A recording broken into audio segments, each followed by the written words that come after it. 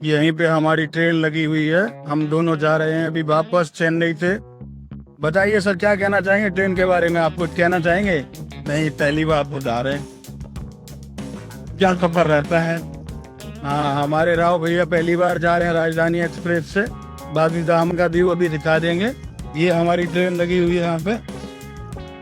View काफी अच्छा था। इसी के साथ देखते हैं हमारा सफर कैसा रहता है। बाहर का वीडियो हमने बनाया नहीं क्योंकि बहुत डार्क था।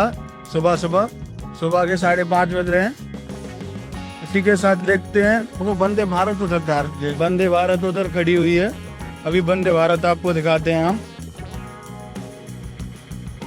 हमारे अपोजिट में वंदे भारत ट्रेन जो है खड़ी हुई है। वो देखो बड़ी हुई उधर वंदे भारत खड़ी है।